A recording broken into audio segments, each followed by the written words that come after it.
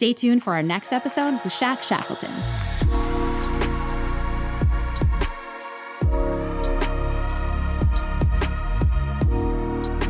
Hi, I'm Kate Ziegler, one of the hosts for the Reel Talk podcast, ACTRA Toronto's vehicle for bargaining prep. I'm here with my friend Shackleton and another little furry guest, which we may get introduced at some point. Welcome, Shaq. Can you tell me a little bit about yourself as an ACTRA member? Oh, thank you, Kate. Thank you for having me. Yes, I've been an ACTRA member since the 90s, and during that time, I've worked primarily as a stunt performer, stunt double, but mostly as a stunt rigger or key stunt rigger on TV. Originally it was commercials, and now it's mostly television and long format features and such. And this is my companion Bodhi, the dog who you'll meet later on at some point. Big fluffy guest. Yes. Love it.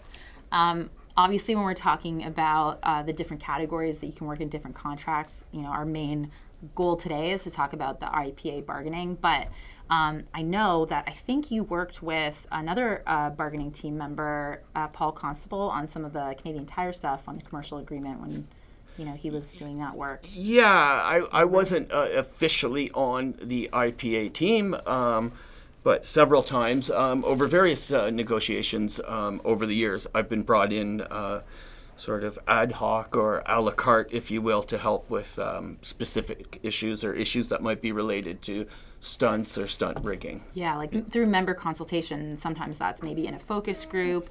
But this time around, you've been on working in wages. And out of that process, the bargaining team has come up with a sort of acronym, right? AIR, A-I-R. Yes. Could you give me a couple of points on that maybe stand out or resonate with you most? Okay. You don't have to cover them all. Well, I can, because they might be on some of the notes that I was up late making. Yeah. Yes, I can. AIR stands for artificial intelligence. It also starts for accessibility. I stands for inclusion and inflation, something we can all relate to. Yes. R stands for residuals and respect. So these are things that we constantly have to be reminding ourselves as performers and as especially negotiators. Yeah. So on that, when you read those, you read these lines: AI, residuals, accessibility, respect, inclusion. What are the things that you think pop out the most to you, that when you're at the bargaining table, or you're not at the bargaining table yet, but when you're at working in wages, you're like, that's an area that's really, really important to me? Oh, boy. All of them obviously are incredibly important on their own. I would say, I would like to say it's AI that stands out, but for me that really stands out because so few of us, we're just it's just at its infancy, and so few of us really know what it's all about. But I will say this: I have been shocked, enlightened, and completely relieved. I'm not just saying this because it's you and I talking here.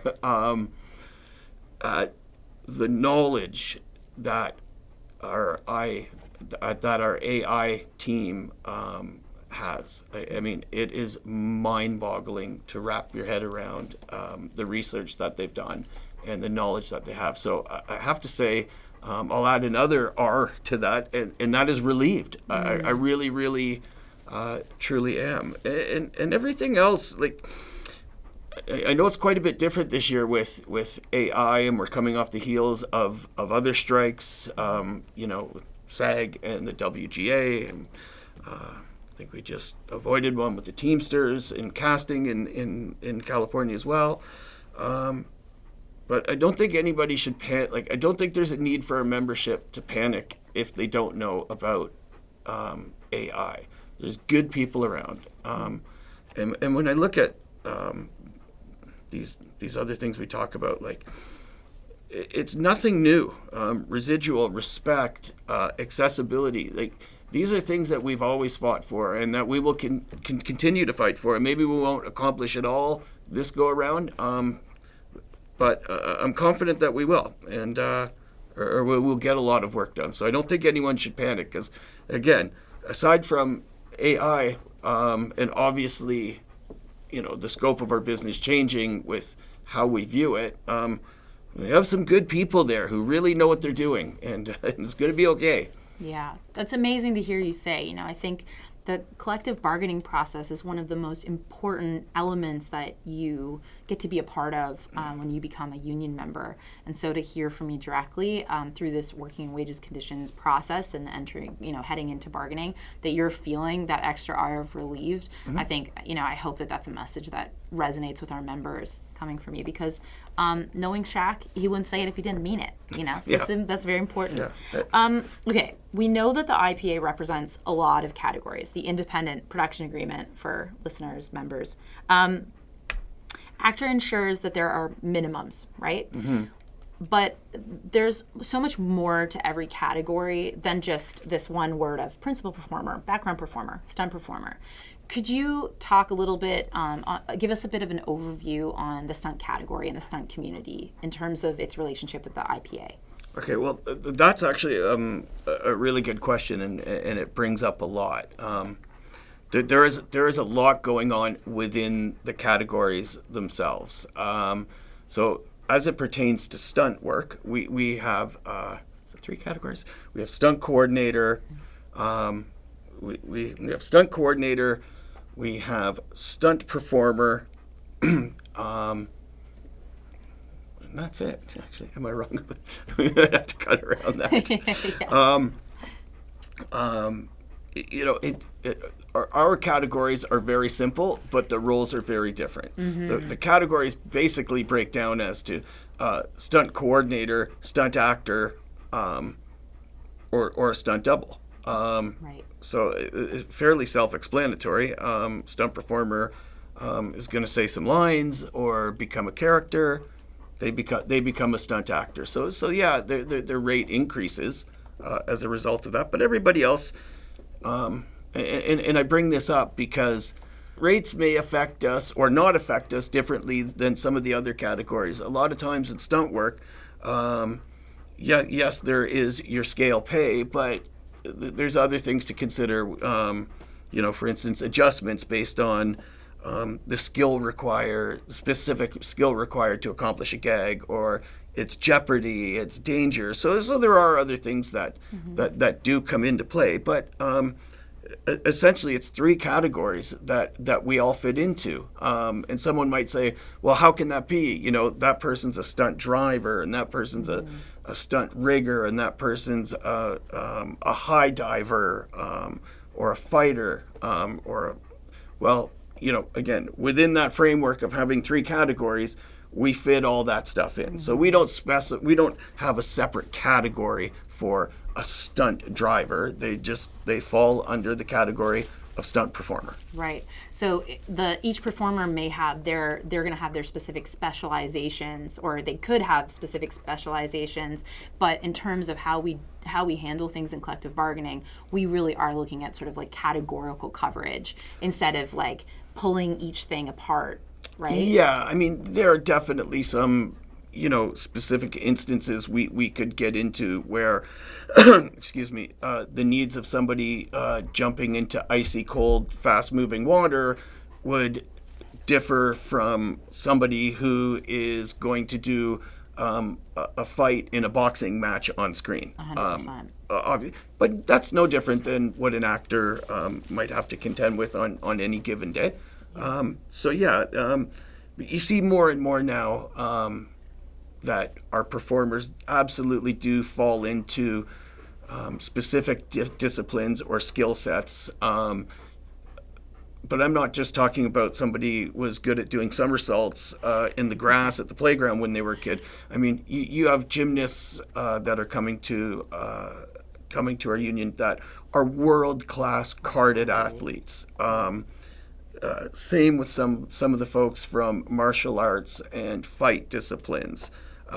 So despite all these very, very different things and that they do and skill sets that they bring, really when you step back and you take a 1,000-foot view of it, a lot of the requirements, or and I mean very basic requirements that a stunt performer needs to get their job done, are very in line and very similar with actors and puppeteers and voice artists.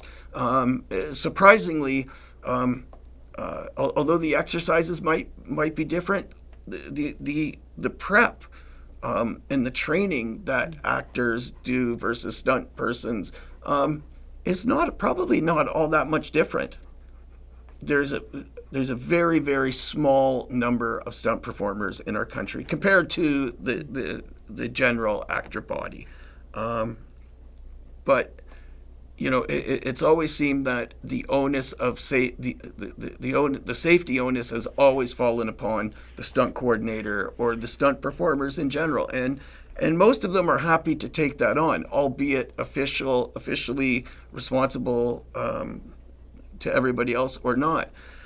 But there's only a few of us, and I know we often don't think our voices are heard, but it's important for our membership, for people from my part of the community, the stunt community, to realize that ACTRA does care, and they have put somebody in a position like I think there's myself, there's Jeff Scovell, who's my alternate. Jeff is also stunt performer, a very, very highly regarded stunt performer from Toronto. We have Alana Nova, who is an amazing stunt performer and genius in her own right, and she is actually on our AI IPA committee. Amazing. So we like to think we got a two for one there. And of course we have Sally out west. We have some good people around, and it's important for me to let my membership know that we're here, we're looking out for you, and I think we're going to get to a place that's going to make, it's going to make everybody happy. Yeah, and proud. Yeah, proud absolutely. To feel defended through this agreement. There are a couple of things that you said that I'm going to come back to, but yeah, the acknowledging that you feel there's like fulsome representation on the bargaining team across the country, that you're able to, it's not just one person sitting there, and that the whole bargaining team, even you said this at the beginning, right? Every single one of these air elements is important. And feeling and recognizing that the whole bargaining team is looking at all of the different issues that come up and going, yeah, we're going to help to build each other up, all members under one agreement, right? The other thing you said, we can get in a little bit at some point about the specifics around doubling and deep fakes and digital doubles when we get into AI. But before we go there, I want to talk from a health and safety perspective. Earlier, before we got in here, we were chatting a little bit about leveling the playing field. Can you elaborate there? Have I asked you a specific enough question where we can kind of go into what does it mean to the stunt community to raise and elevate health and safety standards, which are obviously for all categories important, but really the truth is I don't think we're beating around the bush when we say stunt performers' lives, right?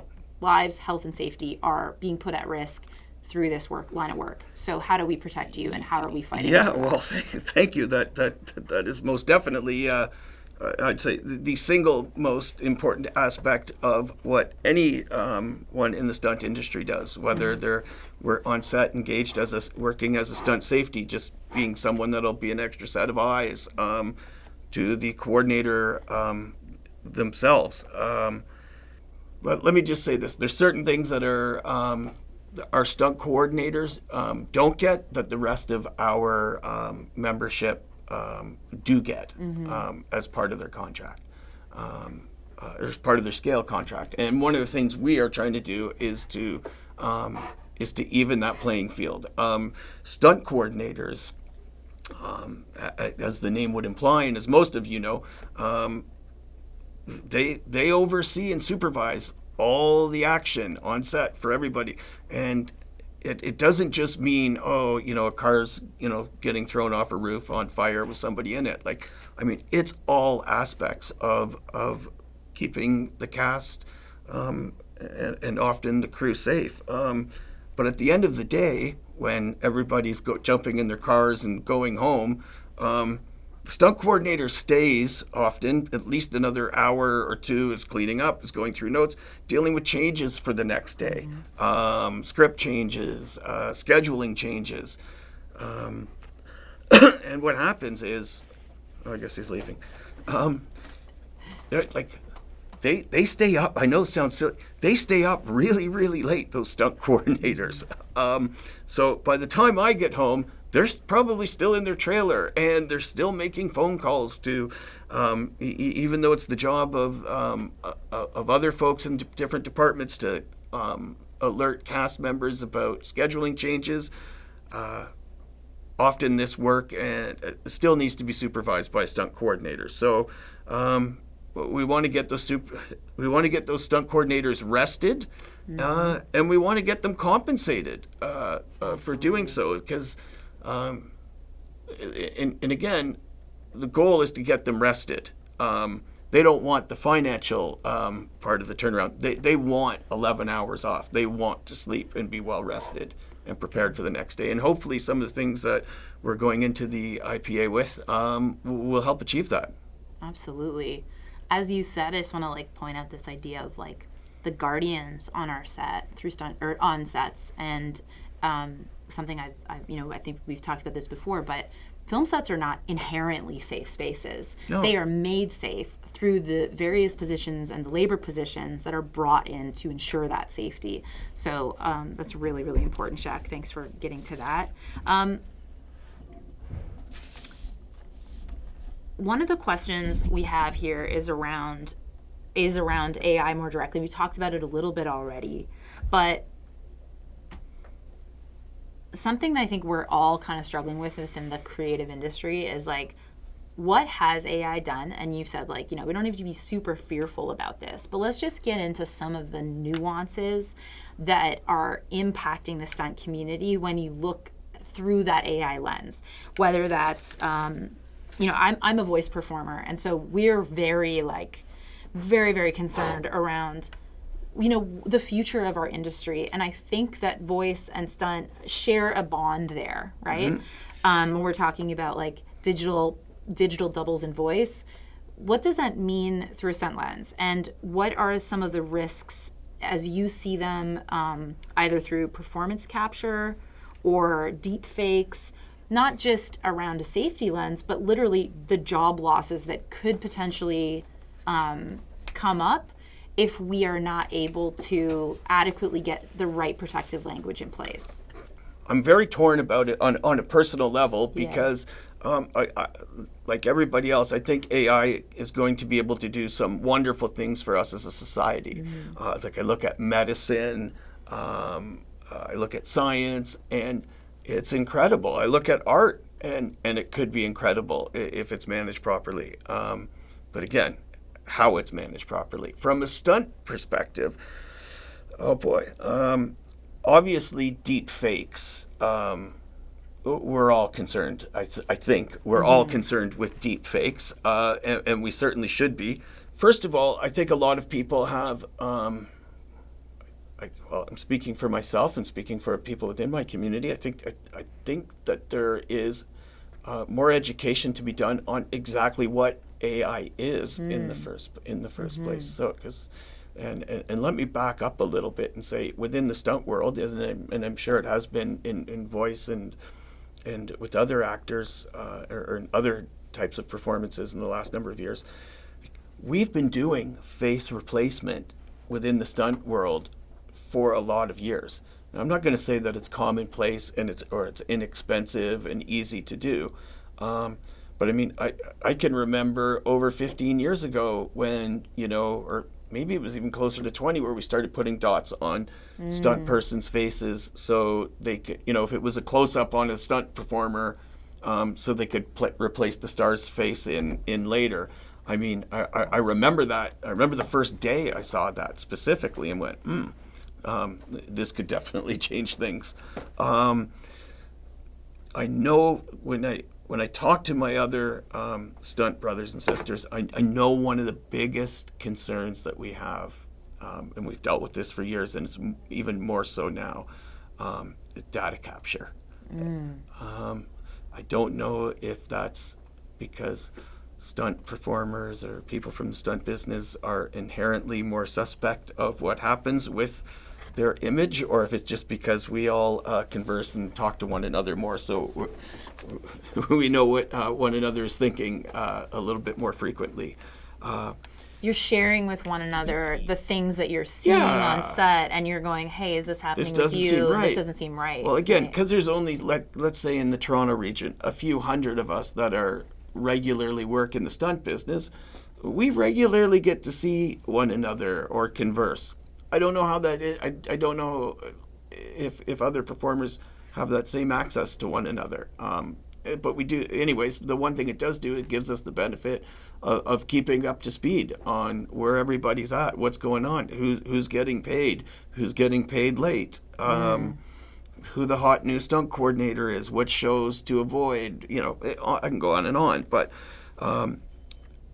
people's physical likeness or where the digital information is held, because most stunt performers, unfortunately, will have a story somewhere along the line.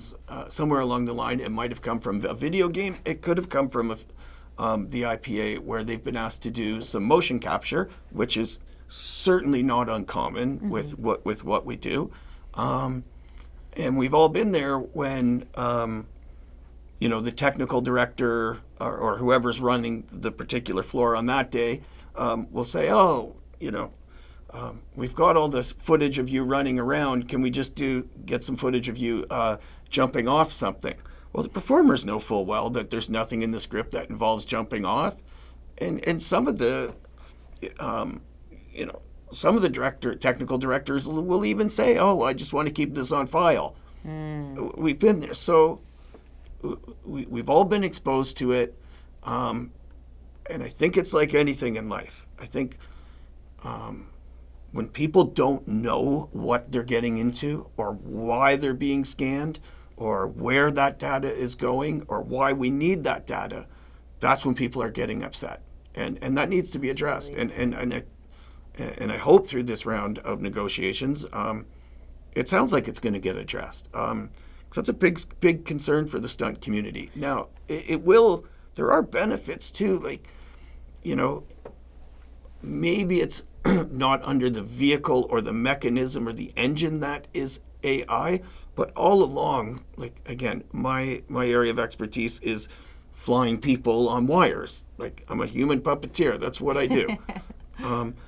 I can remember when we used to use, wires or other means of suspension that we would never use any longer because there's been some evolution. There's been some evolutions. I remember when it became more cost effective to rotoscope and use other techniques that some might say are similar, or the effect is similar to AI, and that we would never work again and that we would be obsolete. Well, let me tell you, we do more and more work as a result of visual effects and some of the technological advances that we've made. One might be a very simple example. This is your human, they get blown up. Well, we blow them up from here to flying through the air, but now the director wants them flying off a cliff 400 feet out and 1,000 feet down.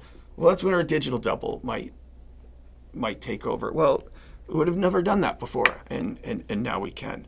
But again, I think in order to make that successful, the old saying, good fences or tall fences make good neighbors. We need to have really, really strict and proper parameters around us. We have to get away from when an AD comes and bangs on your trailer and says, the scanning truck's here for the day.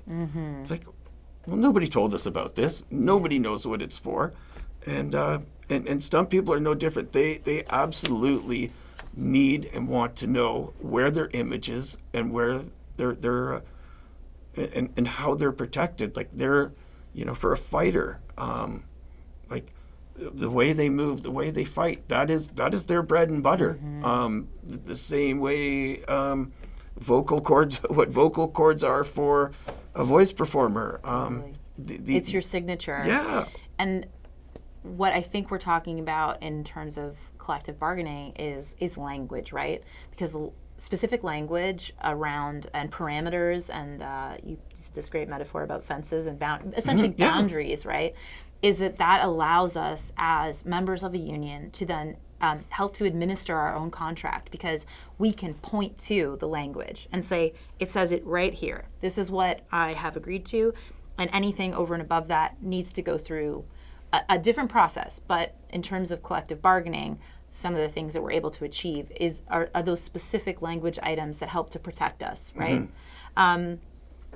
Okay, that's so great. I'm also thinking a little bit about something you said earlier around, sometimes we talk about being in a performers union is that our shop floor opens and closes, right? In terms of like you're on set with people, you're off set with people. But the stunt community being, a smaller membership number, I guess you could say, and the connectivity and the interdependence and all of the different things, the ensemble nature of what you do, is it okay to say that? Yeah, I think so. I think that's a good way of putting it. Means that a sort of shop floor essence is always kind of alive. You're talking to one another, maybe you're training together, you're working different things out. Because of that, I feel like your ear's on the ground. You're hearing things from people. Do you feel like you can talk a little bit about the kinds of concerns that come up that we haven't really addressed in our conversation so far? Like, what are the things that stunt performers are talking about within the community that they feel like we really need to find language to fix X, find language to fix Y? Yes. Is again, obviously the physicality of what the average stunt performer might do on a given day versus an actor might seem very, very different. But as you said, there is an interdependency that stunt performers have with one another. That might come from someplace as simple as, well, they're doing a fight together. Obviously, you have to trust the person you're swinging bats at and knives at. You're gonna get in cars and drive at top speed towards one another. You got to trust that they're going to jump out of the way or swerve out of the way, or whoever's dropping you from a ceiling has got you tied in properly. So there's definitely a different bond. Maybe it's a stronger bond that stunt performers have with one another. As far as let me put it this way. I know that there's many of my actor friends that spend their evenings doing live performances, improv training, casting workshops. Stunt performers are no different, except they might be in a gym training all day by themselves or with one another. Pardon me. And unfortunately, one of the things that's often overlooked is the amount of time that stunt performers spend recovering from their work. And there's a front end to that, right? Which is, a lot of times, and I'm sure most stunt performers would agree with this. Most of the accidents that happen come as a result of people being unprepared and being rushed and being tired.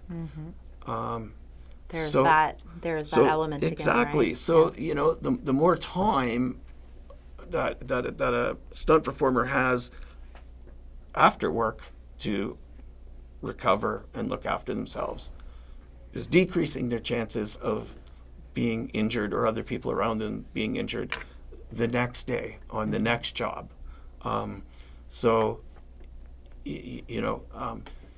Getting good rest before you work isn't mutually exclusive to the job you did today or the job you did yesterday or the job you're going to go tomorrow. They do have to there does have to be an interconnection between all of those things. And we're hoping with some of the things that, again, that we're addressing in our agreement are going to give performers the tools they need to recover more, to know exactly what they're getting into. And I think it's worth mentioning that even some of the stuff that may or may not get into just because our membership might not see something specific in the proposals, I think it's worth noting that the negotiating team with staff in these rooms, just because it's not on that piece of paper, doesn't mean that it hasn't been identified as a problem. And there's also many situations where there are issues that we've brought to light with staff that the IPA team has gone, okay, well, wait a second, let's not put this into a proposal, but let's find another fix for it. These are very actionable things that ACTRA and the community can do, and that has been done. And it probably doesn't get talked about a lot. For instance, we've realized, we all want to be paid more. We all want to be paid on time. On time. We talk about that a lot. We have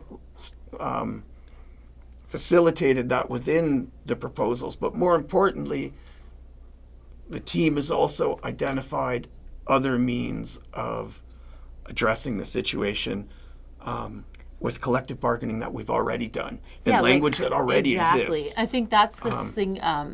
I remember at an early council meeting hearing this term contract administration, and the union and our staff and members there is some power to the more knowledge we have about what each other is experiencing, and the more that information reaches our staff representatives, our reps for different shows or films or whatever, the better chance they have of actually administering the rules that are in the IPA already. So that's I feel like you're right, that is a really important thing that maybe people wouldn't understand ends up coming out of these very long, comprehensive working and wages days, is you get to hear from your kind of comrades across the country around issues that are actually already in the IPA, but for a variety of reasons, no single person is at fault, have maybe lapsed, or the CMPA or whoever the producers, whoever the employer is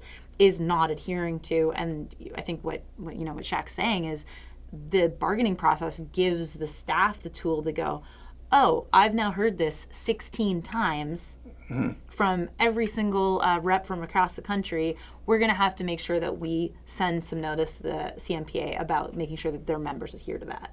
Yeah, absolutely. I mean, there was plenty of instances, and if nothing else, it's a great way to doing this work reflect on the work that we still need to do. And listen, you've been in the meetings and in the rooms. There's,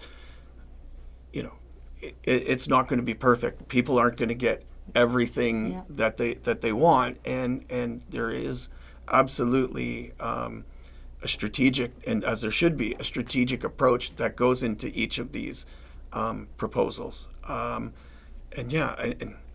for lack of a better term, you don't want to waste a proposal on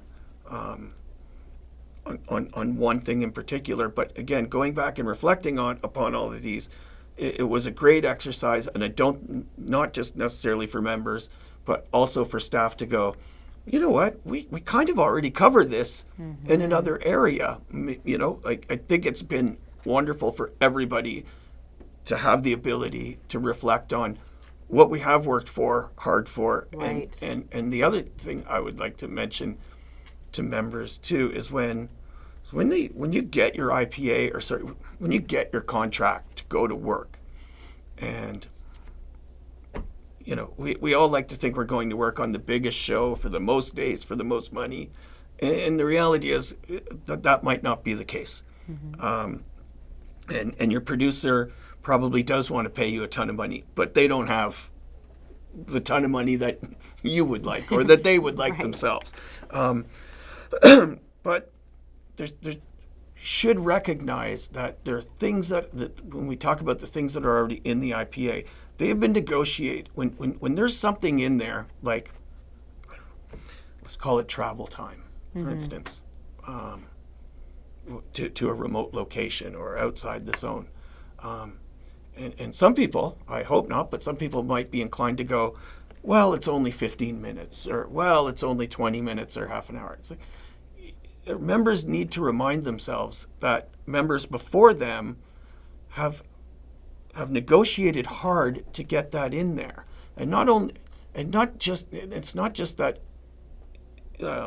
obeying a particular proposal. The reason for doing so might just be because it's on the piece of paper. Obviously, that's one of them, but it's also and it's not just a pat on the back recognition. It's recognition that the negotiating team that was there before you not only did they negotiate hard, but they gave stuff up Right. to get that. Let's call it travel time. Let's call it better notification on when your castings sessions are. And I'm sure they would have told you, well, if you don't care about travel time, I wish you'd said so, because we could have parlayed that proposal into something else that would be much more beneficial. 100%. And so I hope all of our members just bear that in mind. It sounds like you have almost come to like a bit of a reverence for the history of the bargaining process, and looking at, wow, like this language has been, people have really invested in building this house, essentially. I have a question for you that I feel like Stunt community members are going to hear me ask this and go like, oh my God. But I think it's really important for our members to hear, maybe have someone explain, what does previs mean? Right. Okay. So pre-visualization from a stunt person's perspective. Okay. So, well, maybe I should give you the other one. Sometimes it first started coming around or pre-viz, you will often hear it referred to as well. It is literally just that, a pre-visualization of what the producer or director, or what the stunt coordinator, might be a dance choreographer, but in our case, the stunt coordinator and the fight coordinator believe, based on the scripts that they've read. Like, say, for instance, on a movie, it might be what they might gear it more towards the actor or to the director. On a series, they might design you might find that a stunt coordinator really focuses on maintaining a cohesive look with the action in the fights from episode to episode. And one of the things that you can do, one of the many tools that you can use, is a pre-visualization, which is you literally read something off the page. It's a script, and it might be as simple as,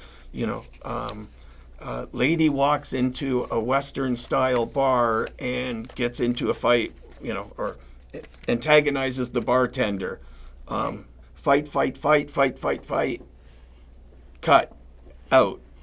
Right. Or you might read on your script, it's like 2 or 3 pages of very, very specific dialogue, and you transfer that dialogue into a facsimile or representation of what you might see on set. So in the old days, and I shouldn't say the old days, they still do it, sometimes you will be given from production, it might be an animation of very two-dimensional, 2 images per second of what a fight or a scene might look like. And it's not just to look after actors, it's also so they can show visual effect, the visual effects department, the grips, the electrics, hair and makeup. Hey, everybody, this is the action that we're trying to achieve.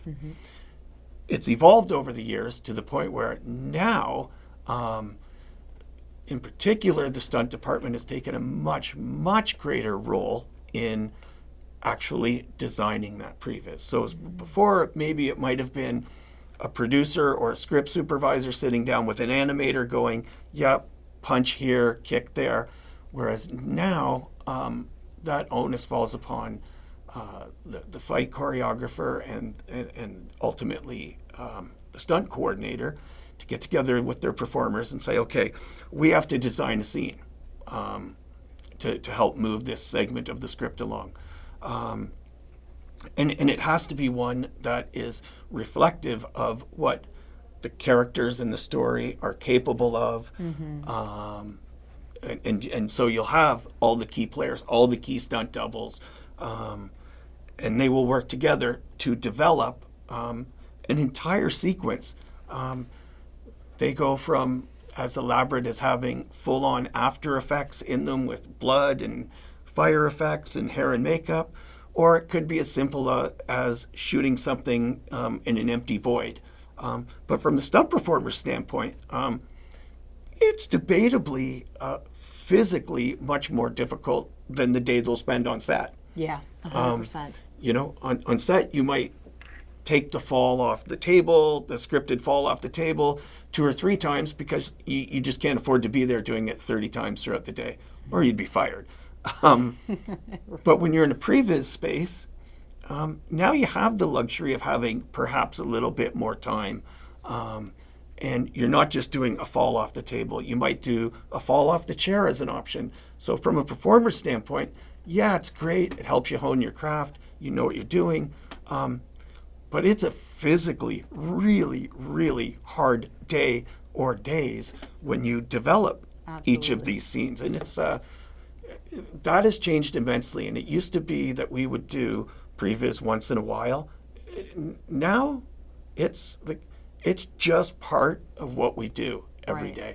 Thank you for walking me through that, because I think hopefully for the stunt community, and part of what they're hearing there is like this recognition from us, from you on the bargaining team and those of us involved in really trying to create awareness around every category, is that there is so much work that goes into, so much labor that goes into being a stunt performer.